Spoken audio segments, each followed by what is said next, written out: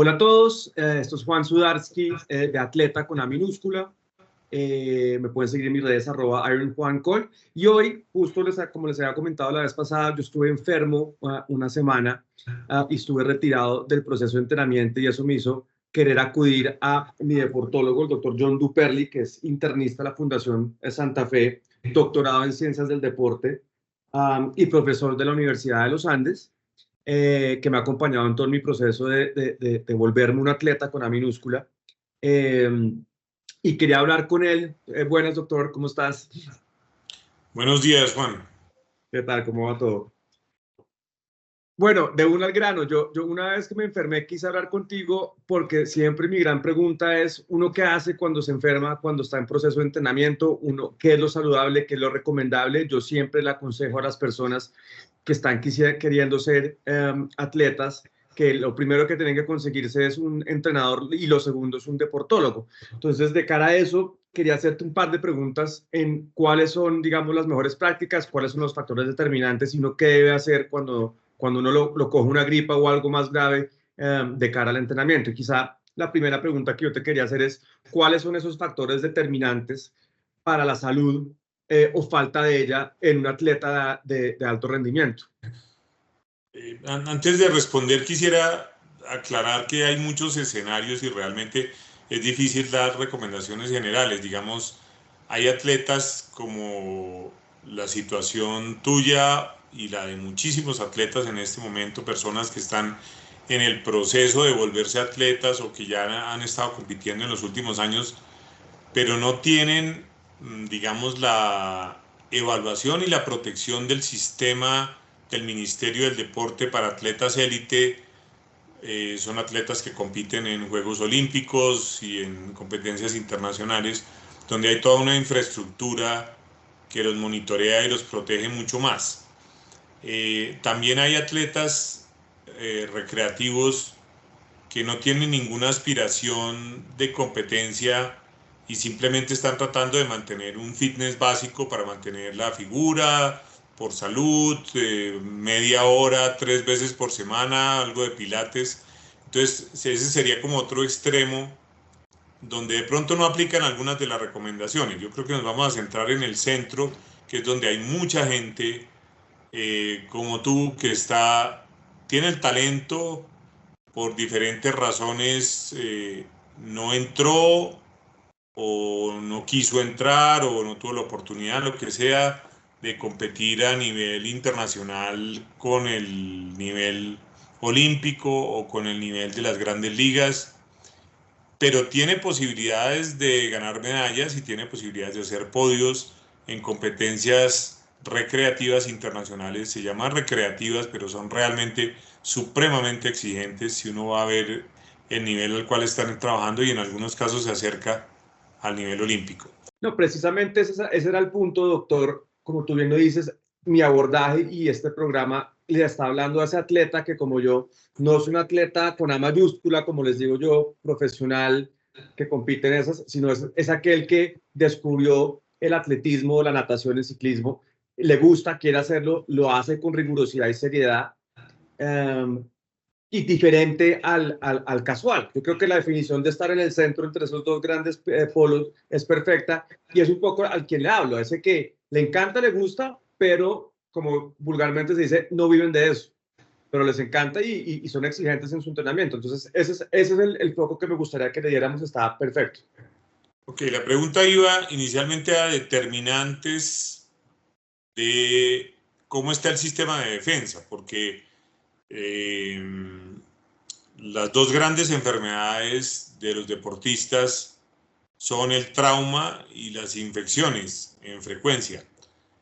Uno podría decir que a un deportista también, porque es un ser humano, le puede dar cualquier enfermedad, le puede dar cáncer, le puede dar una embolía pulmonar, le puede dar un infarto, pero lo más frecuente y lo más cotidiano es que el deportista tenga algún grado de lesión, menor o mayor, desde el trauma leve, que son las tendinitis, bursitis, sinovitis, que usualmente se manejan con medios físicos, con el trabajo de la fisioterapeuta, ocasionalmente se consulta a un ortopedista, hasta el trauma grave, que incluye el trauma craneoencefálico, el trauma de la cabeza, que es muy delicado, que necesita exámenes rigurosos, inclusive semanas después del trauma. Estoy hablando, por ejemplo, de ciclistas o de boxeo, o inclusive de fútbol, de cabezazos que pueden dejar hematomas,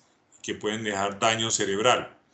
Saliéndonos de esos dos extremos que sin duda requieren la asistencia de otros especialistas y de hospitalización, está el cotidiano del entrenamiento, y ahí influyen la nutrición, las horas de sueño, que en algunos atletas depende de cada uno, pero se recomienda inclusive más de las 8 horas, si los atletas lo pueden hacer, lo hacen los atletas olímpicos.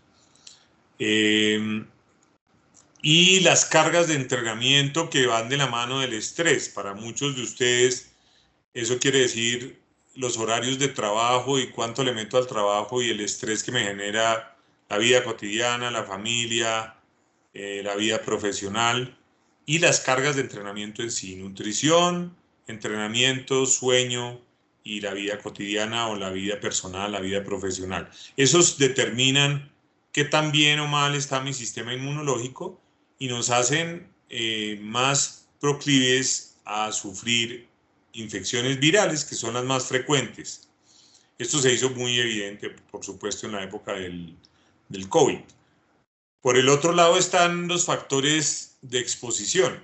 Ustedes están expuestos a viajes, a reuniones, a fiestas, a vida social, y ahí hay exposición a virus necesariamente. Hay muy pocas personas que en este momento tienen la suficiente conciencia de si yo tengo una pequeña gripa, no voy para no contaminar a la gente, o uso tapabocas y me mantengo lejos de la gente. Y vale la pena echarle un ojito, y si yo sé que hay alguien por ahí con gripa, tratar de no estar tan cerca, o de abrir las ventanas, o no meterme en los grandes tumultos, o inclusive algunos de ustedes muy cuidadosos usan tapabocas cuando están en sitios de reunión para protegerse. Yo estoy casi seguro que a mí me pegaron una gripa, sé exactamente en qué fiesta fue. Una fiesta que hizo de Caracol, espacio cerrado, más o menos 60 personas, y yo salí a esa fiesta diciendo, aquí me enfermé.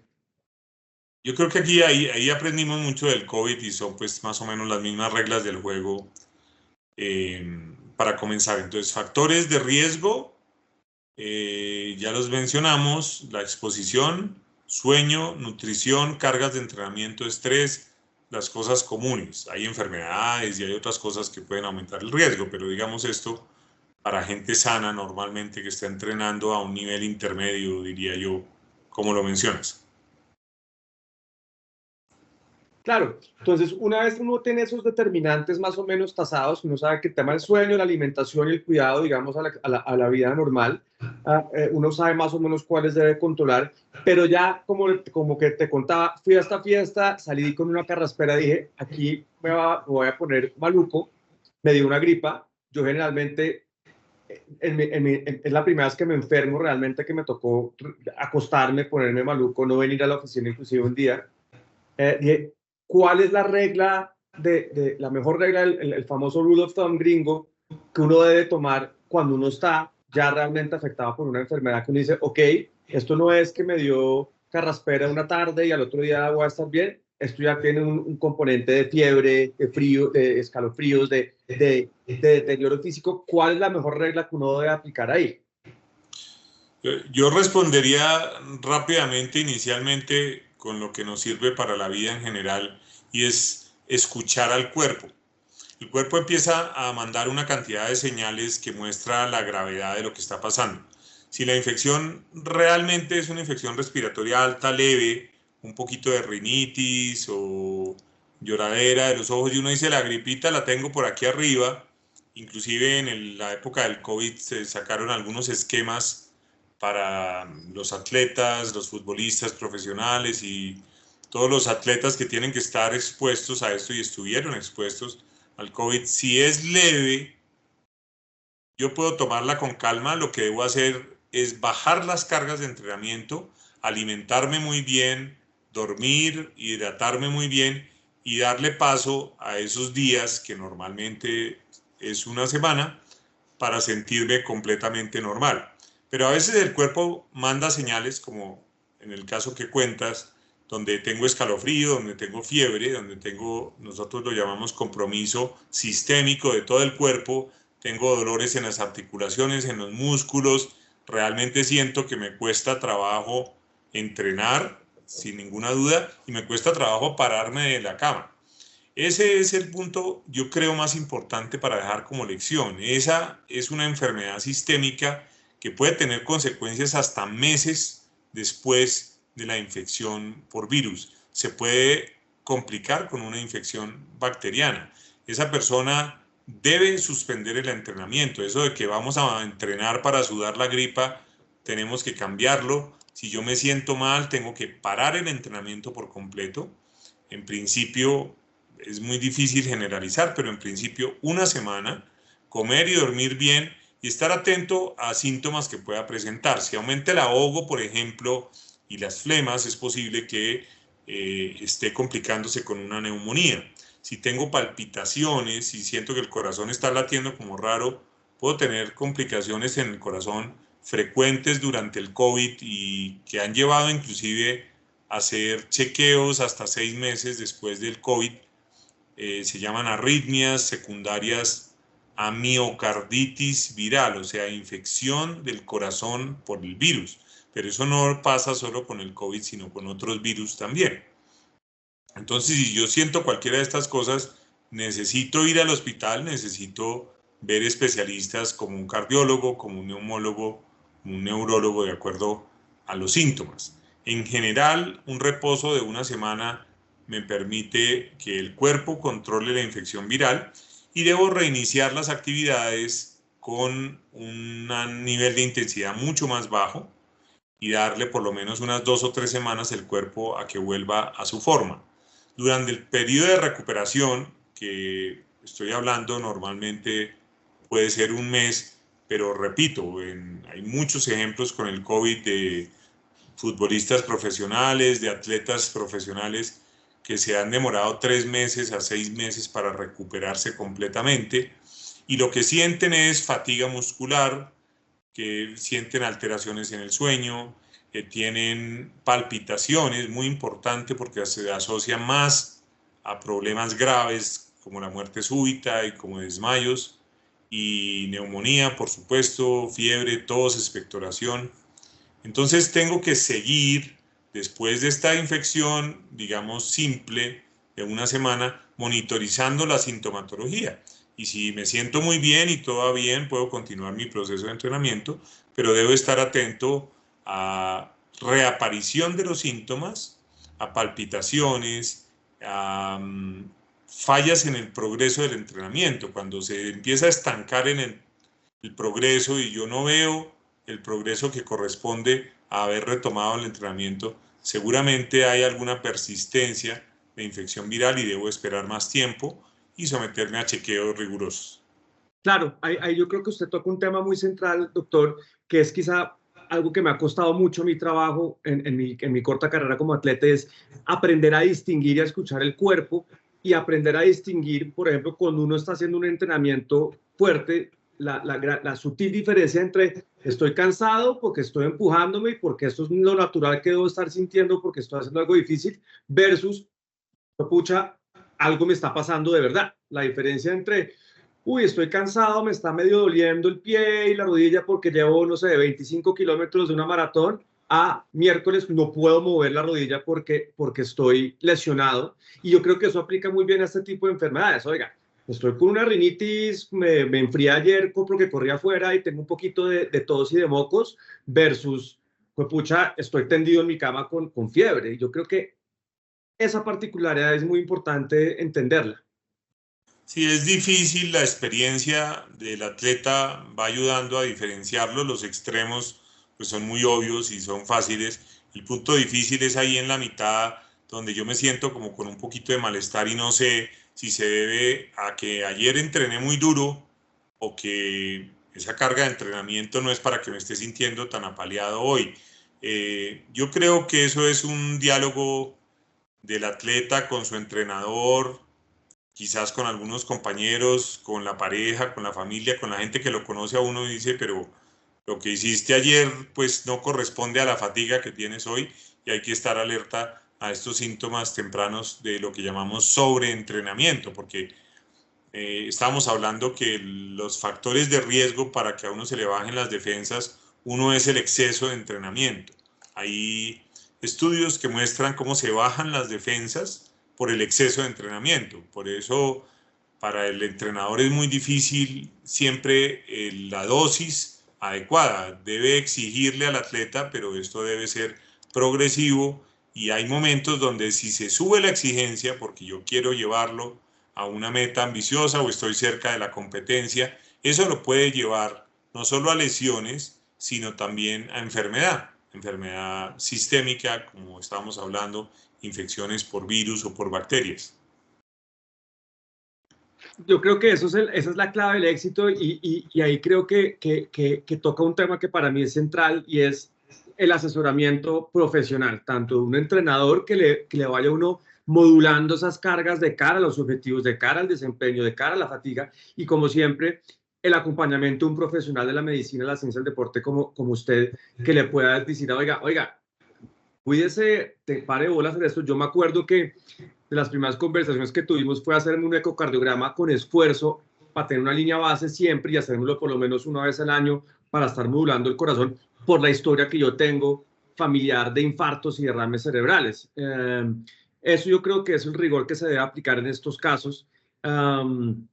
Y creo que es fundamental el acompañamiento de un profesional. No sé usted qué posición tiene de cara a eso, porque yo es lo que primero le digo en este programa, en este espacio, siempre digo, entrenador, deportólogo, importantísimo. Sí, inclusive hoy en día consideramos que el médico especialista en deporte, que ya tenemos un número, digamos, no suficiente, pero un número grande de especialistas en el país, es lo mínimo. Generalmente es ideal que también intervenga un experto en nutrición, a veces lo maneja el deportólogo, y el grupo multidisciplinario generalmente está bien constituido cuando así funciona, por ejemplo, en el Ministerio del Deporte y en los grandes equipos. Hay psicóloga, hay fisioterapeuta, hay biomecánico y está el médico. Y ese médico que tiene su especialidad en deporte, en ocasiones puede pedir el apoyo de otros especialistas de medicina interna, de cardiología, de neumología, de endocrino, dependiendo de la complejidad del problema. El atleta realmente sí es un paciente especial. Aparentemente,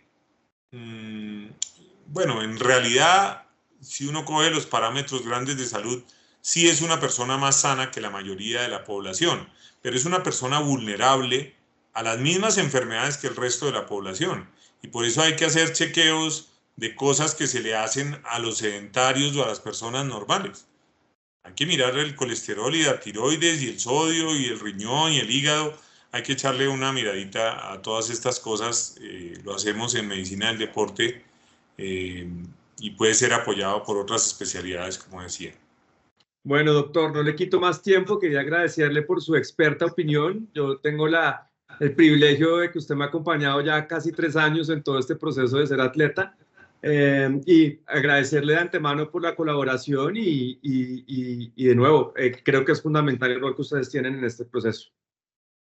Gracias por la invitación, gracias por la pregunta y mucha suerte. Estoy seguro que nos va a seguir yendo bien.